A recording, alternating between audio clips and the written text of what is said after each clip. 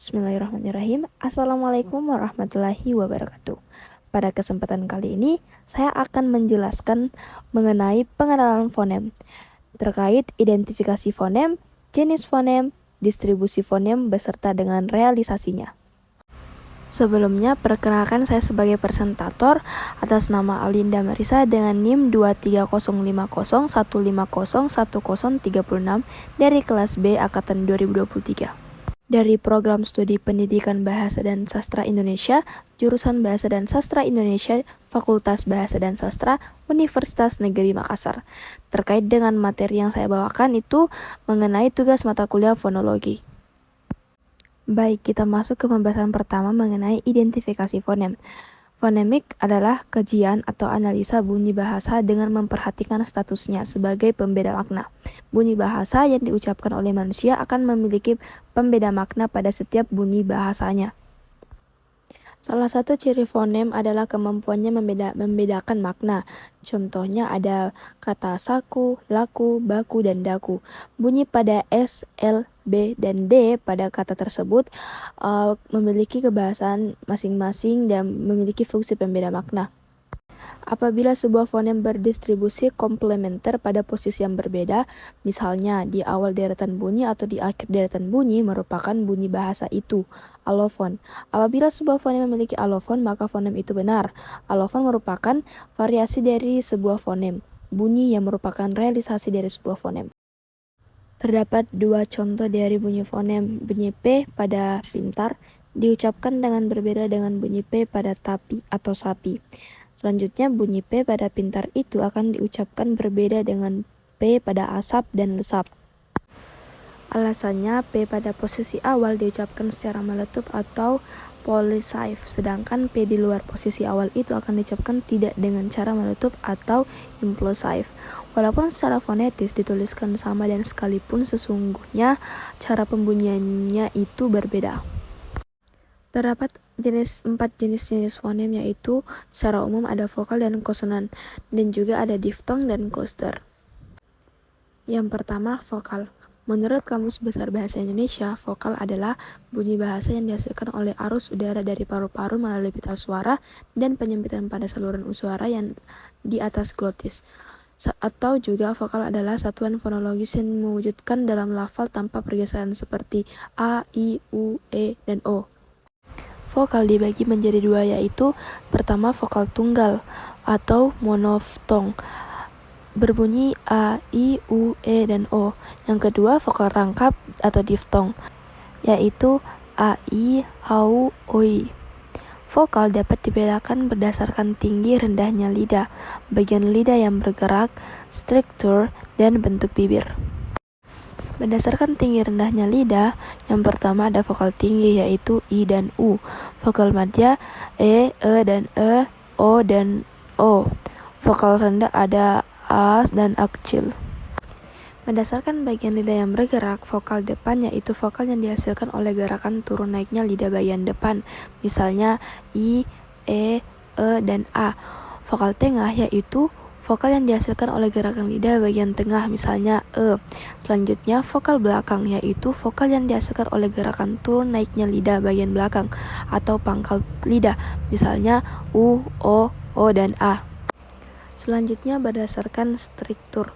Struktur merupakan hubungan posisi antara artikulator aktif yaitu lidah dan artikulator pasif yaitu langit-langit.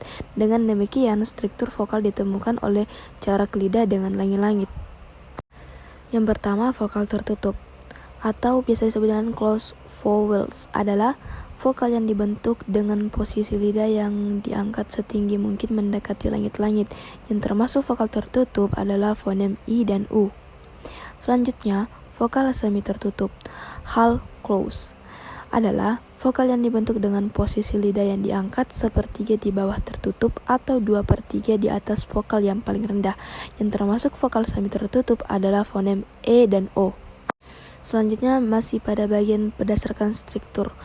Yang ketiga ada vokal semi terbuka atau half open, adalah vokal yang dibentuk dengan posisi lidah diangkat dalam ketinggian sepertiga di atas vokal yang paling rendah atau 2/3 di bawah vokal tertutup. Yang termasuk vokal semi terbuka adalah fonem E dan O. Selanjutnya, vokal terbuka, open vowels, adalah vokal yang dibentuk dengan posisi lidah serendah mungkin, kira-kira pada garis yang menghubungkan antara vokal A dan A kecil. Dengan demikian, kedua fonem tersebut merupakan vokal terbuka. Berdasarkan bentuk bibir, vokal bulat, yaitu diucapkan dengan bentuk bibir bulat, terbuka bulat contohnya O, tertutup bulat contohnya U. Vokal netral, yaitu diucapkan dengan bentuk bibir dalam posisi netral, misalnya vokal A kecil. Selanjutnya, vokal tak bulat, yaitu yang diucapkan dengan bentuk bibir terbentang lebar, misalnya vokal I, E, dan A. Jenis fonem bagian kedua yaitu konsonan. Konsonan menurut Kamus Besar Bahasa Indonesia adalah yang pertama, bunyi bahasa yang dihasilkan dengan menghambat aliran udara pada salah satu tempat di saluran suara di atas glotis. Yang kedua, bunyi bahasa yang dapat berada pada tepi suku kata dan tidak sebagai inti suku kata. Dan yang ketiga, fonem yang mewakili suatu bunyi kontoid. Pada jenis-jenis konsonan terdapat 7 jenisnya, yaitu ada konsonan hambat letup, konsonan geseran, konsonan nasal, konsonan getar, konsonan sampingan, konsonan paduan, dan terakhir semivokal. Yang pertama ada konsonan hambat letup. Konsonan hambat letup ini merupakan konsonan arus udara dihambat secara penuh dan dilepaskan secara tiba-tiba. Berdasarkan tempat hambatan atau artikulasinya, konsonan hambat letup dapat dibedakan menjadi 8 bagian, yaitu ada bilabial, apikodental, apikoalveolar, apikopalatal. Dan untuk transkripsinya dapat dilihat pada gambar. Selanjutnya ini juga termasuk dengan konsonan hambatan letup, mediopalatal, dorsovelar, hamsa, dan geser. Dapat dilihat pada gambar untuk macam-macam transkripsinya. Selanjutnya konsonan sengau atau bunyi nasal. Ini merupakan fonem yang direalisasikan melalui bantuan rongga hidung, berbeda dari konsonan yang dinasalisasi. Konsonan sengau dapat diidentifikasi sebagai konsonan rintang. Terdapat 4 bagian pada konsonan nasal, yaitu bilabial, apikoalveolar, mediopalatal, dan dorsovelar. Untuk transkripsi fonetiknya dapat dilihat pada gambar. Konsonan paduan. Konsonan paduan ini adalah konsonan yang terbentuk dari menghambat arus udara dari paru-paru secara penuh dan kemudian dilepaskan secara pelan-pelan. Ujung lidah dan gusi merupakan tempat artikulasi konsonan ini. Selanjutnya konsonan sampingan. Ini merupakan konsonan yang dibentuk dengan menghambat rapat arus udara dari tengah rongga mulut sehingga udara keluar dari samping. Adapun contohnya itu ada apikoalveolar dengan transkripsi fonetik L. Selanjutnya konsonan geseran atau frikatif. Konsonan geseran merupakan konsonan yang dihasilkan dengan penyempitan arus udara dari paru-paru. Berdasarkan tempat artikulasinya, konsonan ini dibagi menjadi 4, yaitu labiodental, apikodental, laminoalveolar, dan apikopalatal. Untuk transkripsinya dapat dilihat pada gambar. Selanjutnya konsonan getar. Konsonan ini merupakan konsonan yang dibentuk dengan menghambat udara dari paru-paru dengan cepat dan berulang-ulang. Adapun bentuk artikulasinya itu apikoalveolar, yang bunyinya R. Selanjutnya pada konsonan ada termasuk semivokal. Ada 2 bentuk univokalnya, itu yang pertama W digambarkan sebagai U dan Y sebagai I. Masuk pada jenis fonem diftong.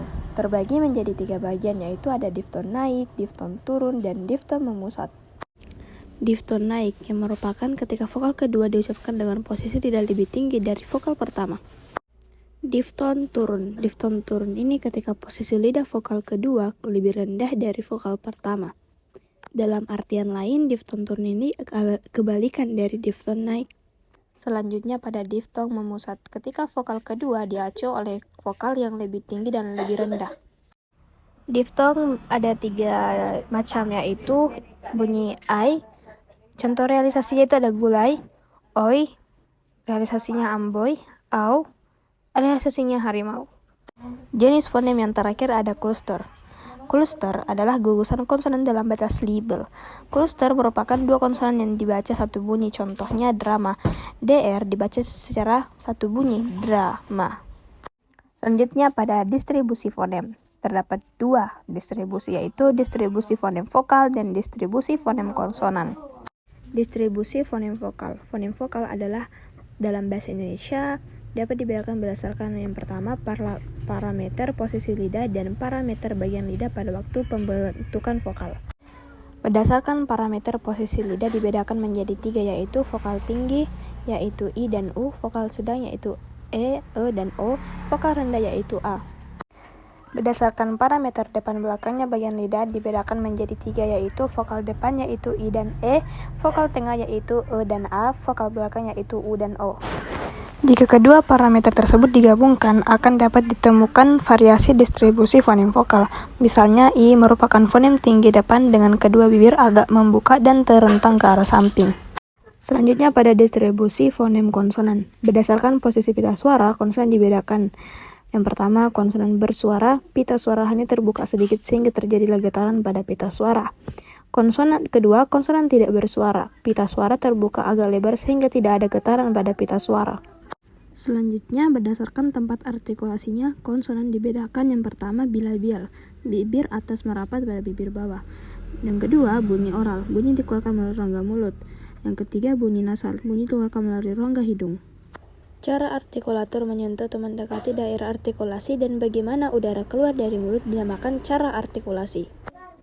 Fonem vokal selalu dapat menduduki posisi pada semua tempat, berkenaan dengan posisinya sebagai puncak penyaringan pada setiap silabel.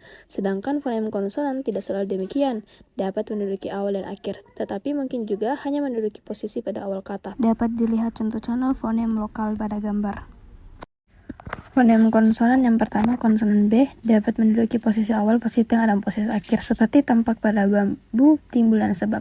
Namun, pada posisi akhir sebagai koda posisinya mendua, maksudnya sebagai fonem B, dan dapat pula sebagai fonem P. Kedua, konsonan P dapat menduduki semua posisi, awal, tengah, dan akhir.